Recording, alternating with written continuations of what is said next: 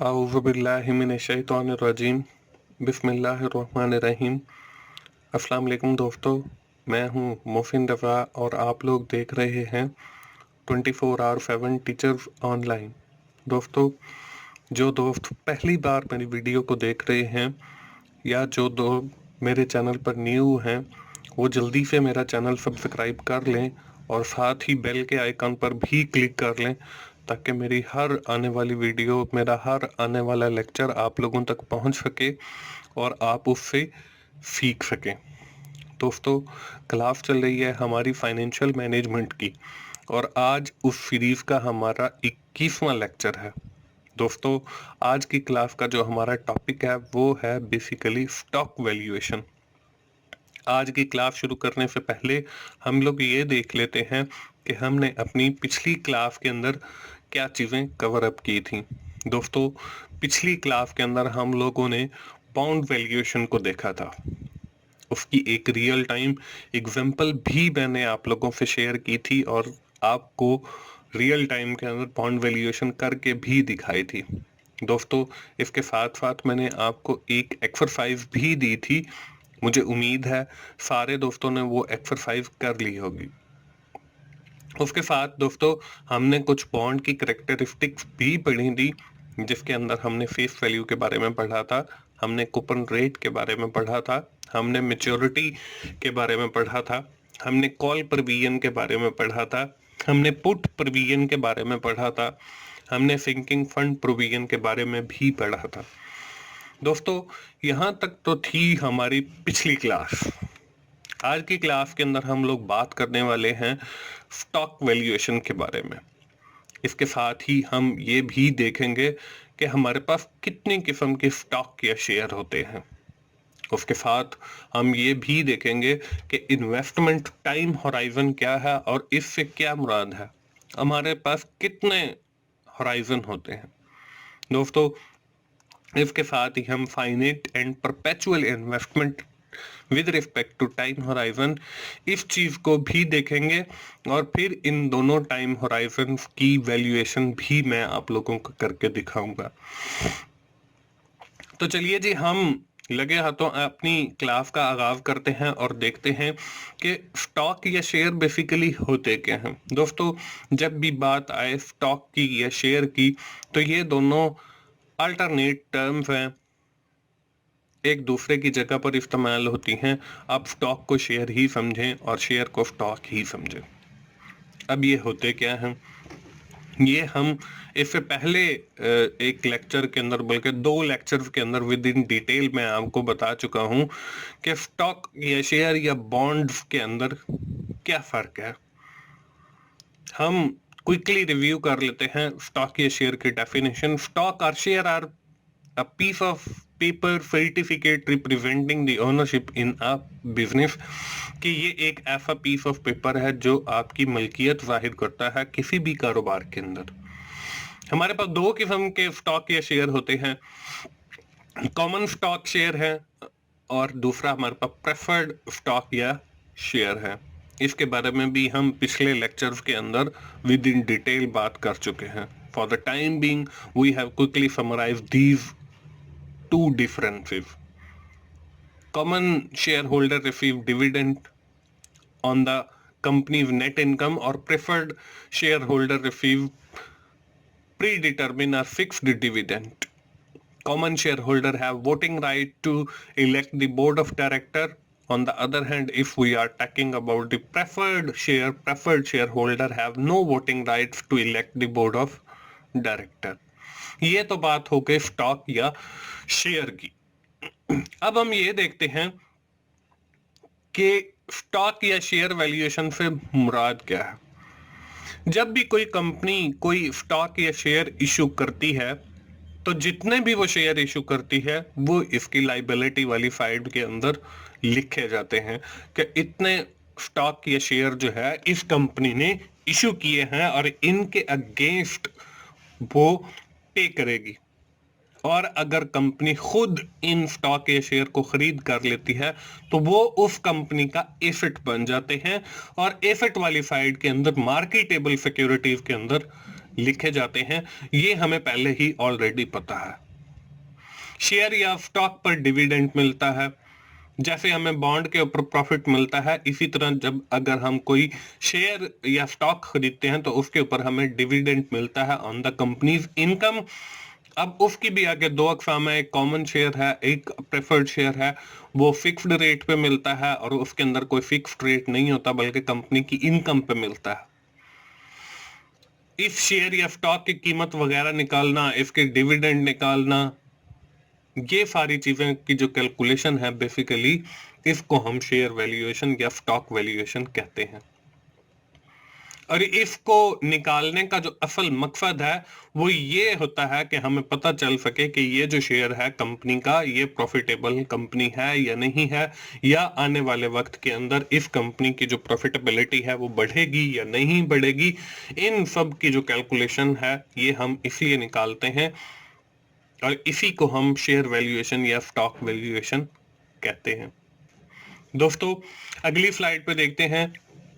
अगली स्लाइड के ऊपर आपको शेयर के हवाले से तीन चीजें नजर आ रही हैं, इनको हम शेयर की कैरेक्टरिस्टिक्स भी कह सकते हैं। यही तीन चीजें जो हैं हमने with respect to the bonds भी पढ़ी थी। वैसे तो वहां पे हमने 6 चीजें पढ़ी थी, लेकिन यहाँ पे जो है सिर्फ हम 3 का जिक्र कर रहे हैं। उसमें हमारे पास जो फर्स्ट है वो है जी फेस वैल्यू। अब फेस वैल्यू क्या होती है? जैसे हमने बॉन्ड के अंदर पढ़ा था कि face value is the value that is printed on the bond, जो बॉन्ड के ऊपर प्रिंट है।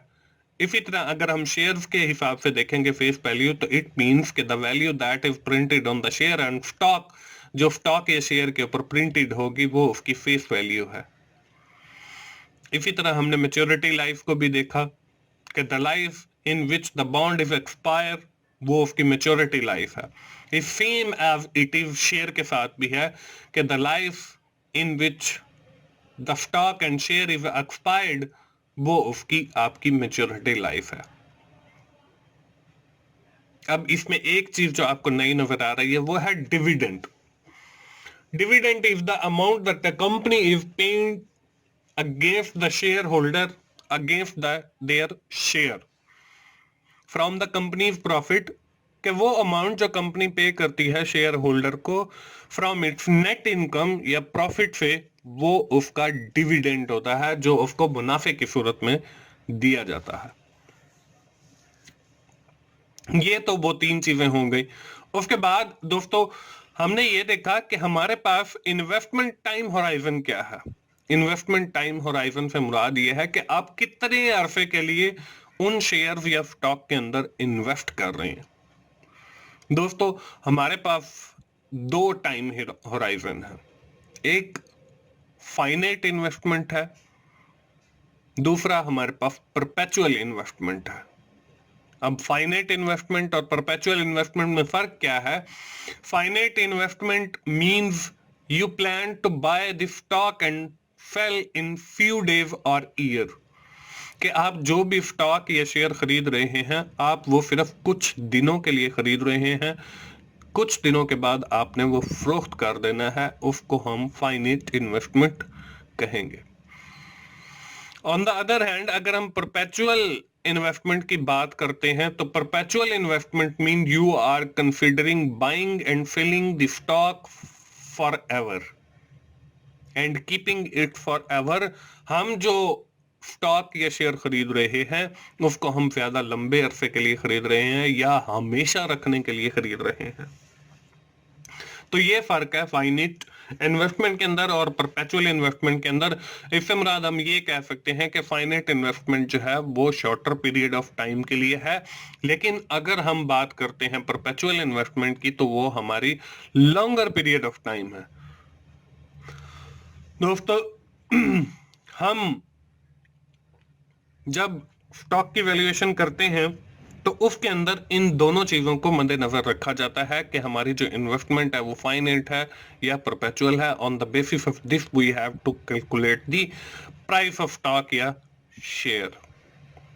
आपको दोस्तों स्क्रीन के ऊपर एक एग्जांपल नजर आ रही है स्टॉक वैल्यूएशन के हवाले से। प्रेफर्ड स्टॉक हैं जी, company ABC preferred stock is traded in the Lahore stock exchange. हमारे जितने भी शेयर या स्टॉक सेल किया जाता है या बाय किया जाता है वो किसी भी स्टॉक एक्सचेंज के ऊपर किया जाता है। हमारे पास पहले तो पाकिस्तान के अंदर 3 स्टॉक एक्सचेंज थी, Lahore stock exchange, Islamabad stock exchange and Karachi stock exchange. अब रिसेंट जो है उन तीनों को मर्ज करके एक ही नाम पाकिस्तान स्टॉक एक्सचेंज का दिया गया है, जहां पे हमारे शेयर या बॉन्ड्स की खरीदारी या फरोख्त किया जाता है।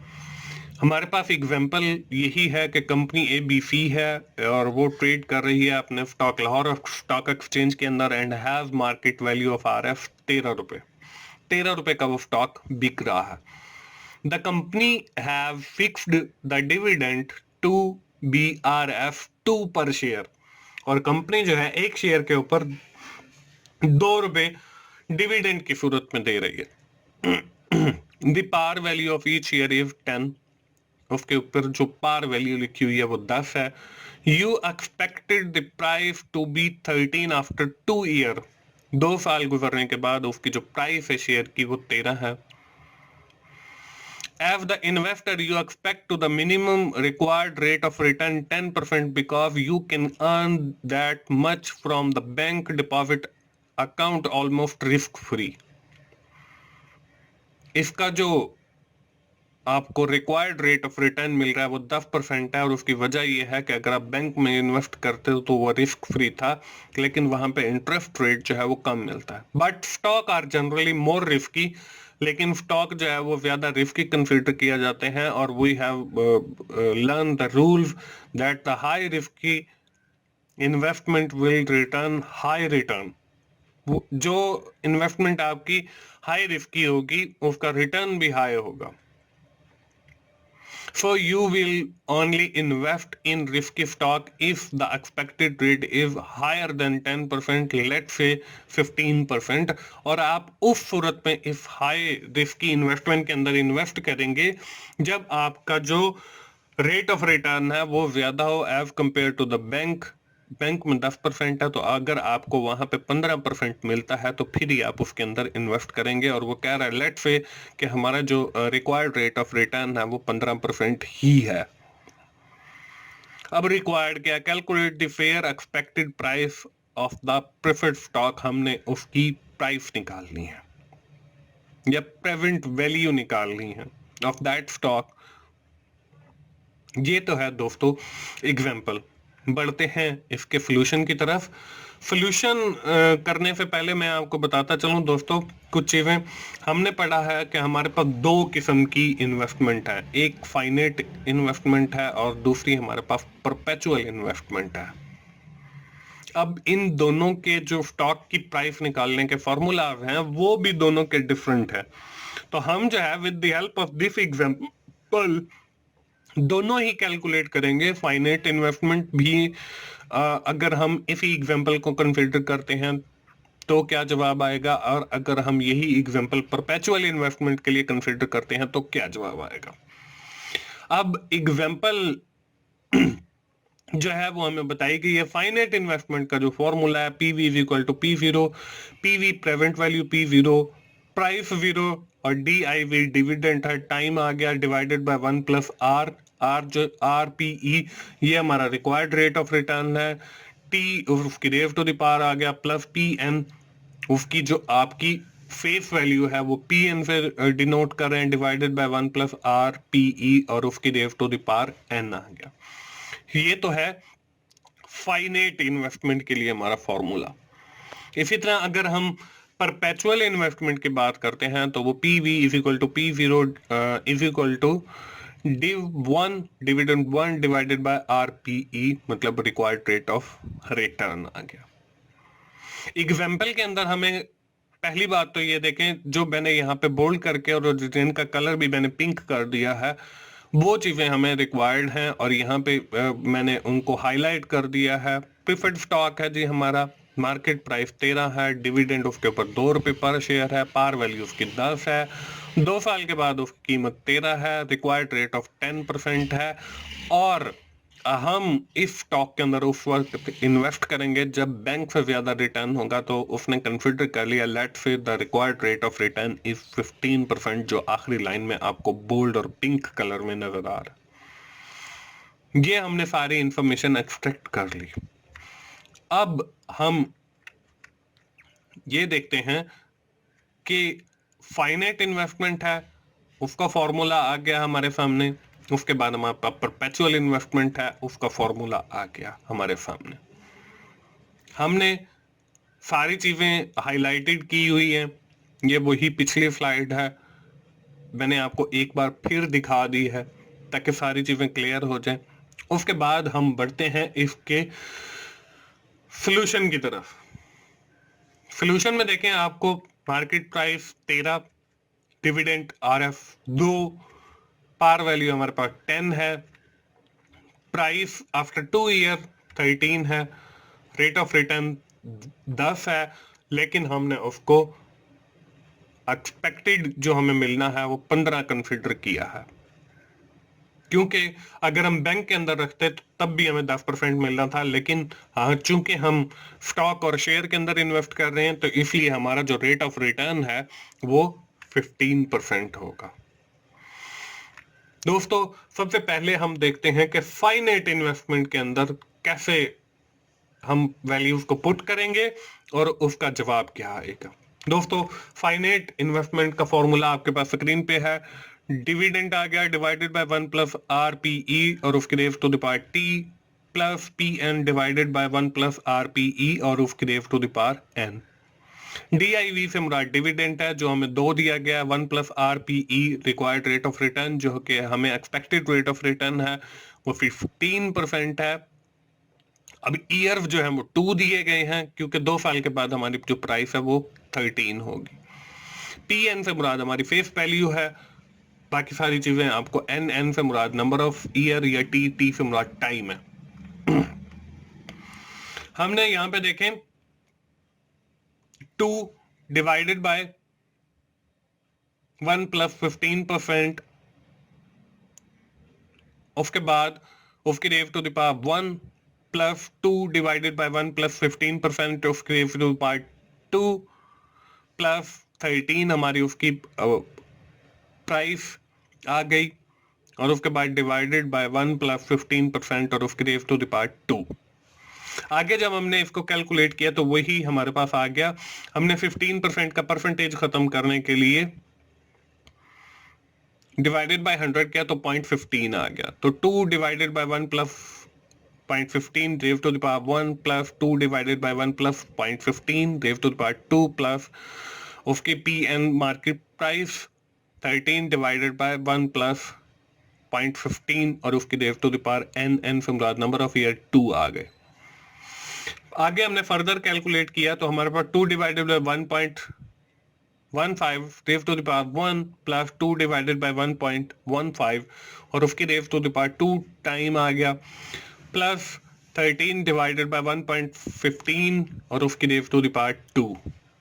आगे फर्दर जब हमने इसको देखा तो 2 divided by 1.15 plus 2 divided bye 1.32। अब ये 1.32 कैसे आ गया? जब हम 1.15 को मल्टीप्लाई बाय 2 करेंगे, अब मल्टीप्लाई बाय 1.15 मतलब उसकी रेज टू द पावर लेनी है। रेज टू द पावर 2 का मतलब यह है कि 1.15 मल्टीप्लाई बाय 1.15, तो वो हमारे पास 1.32 आ गया, प्लस 13 डिवाइडेड बाय 1.32। 1.32 का आपको आइडिया हो गया होगा कि 1.15 की जब हम रेज टू द पावर 2 लेंगे तो वो 1.32 आ जाएगा। उसके बाद 1.7391 प्लस 1.5151 प्लस 9.8484 आ गया। जब हमने इन सारी वैल्यूज को जमा किया तो हमारे पास जो जवाब है वो 13.1026 आ गया। इसका जवाब ये है हमारा फाइनाइट इन्वेस्टमेंट का। अब हम बात करते हैं हमारी परपेचुअल इन्वेस्टमेंट की। परपेचुअल इन्वेस्टमेंट का फॉर्मूला भी आपको स्क्रीन पर नजर आ रहा है। डिविडेंड डिवाइडेड बाय RPE हमारा required expected rate of return है। जब हमने डिविडेंड हमारे पास 2 डिवाइडेड बाय 15% 2 डिवाइडेड बाय 0.15 आ गया, क्योंकि हमने 15 के साथ परसेंटेज खत्म की तो वो डिवाइडेड बाय 100 किया तो वो 0.15 आ गया। जब हमने इसको फर्दर कैलकुलेट किया तो हमारे पास देखें जवाब 13.333 आ गया। तो दोस्तों ये है हमारी stock valuation with respect to the time horizon, finite investment and perpetual investment. मुझे उम्मीद है कि आपको ये सारी चीजें समझ आ गई हैं। दोस्तों आखिर में हमारे हर लेक्चर की तरह मैं आपको एक एक्सरसाइज भी देता हूं। You are considering that the company ABC offered common stock, वो कॉमन स्टॉक आपको इशू कर रही है। You are required rate of investment based on risk is 20%. The present dividend offered by the company is 4. आपको 4 जो है वो dividend दे रही है हर शेयर के against. Par value of share is 10. Current market price of the share is 10. You are purchased this share for 5 years. Calculate the fair expected price of the stock or share. आपने इसकी expected price निकालनी है, मतलब stock valuation करनी है। दोस्तों जल्दी से अपनी नोटबुक उठाइए और एक एक्सरसाइज को सॉल्व कीजिए और देखिए कि आपको ये फाइनेट इन्वेस्टमेंट और परपेचुअल इन्वेस्टमेंट और स्टॉक वैल्यूएशन की समझ आ गई है या नहीं आई है। दोस्तों ये थी हमारी क्लास आज की फाइनेंशियल मैनेजमेंट की, जो 21वीं थी, जिसके अंदर हमने स्टॉक वैल्यूएशन के बारे में पढ़ा। मुझे उम्मीद है आप इस सीरीज को एंजॉय कर रहे होंगे। दोस्तों अगर आपको मेरी वीडियोस अच्छी लग रही हैं तो उन्हें लाइक कीजिए, अपने दोस्तों से शेयर कीजिए और कमेंट की सूरत में अपना फीडबैक दीजिए और मेरा चैनल 24/7 टीचर्स ऑनलाइन सब्सक्राइब कीजिए। साथ ही बेल के आइकन पर भी क्लिक करें ताकि जब भी मेरी कोई नई वीडियो, नया लेक्चर आए तो वो आप लोगों तक पहुंच सके और आप उससे सीख सकें। दोस्तों मोहसिन भाई को दुआओं में याद रखिए। थैंक यू वेरी मच दोस्तों, मिलते हैं अगली किसी क्लास में। अल्लाह हाफिज।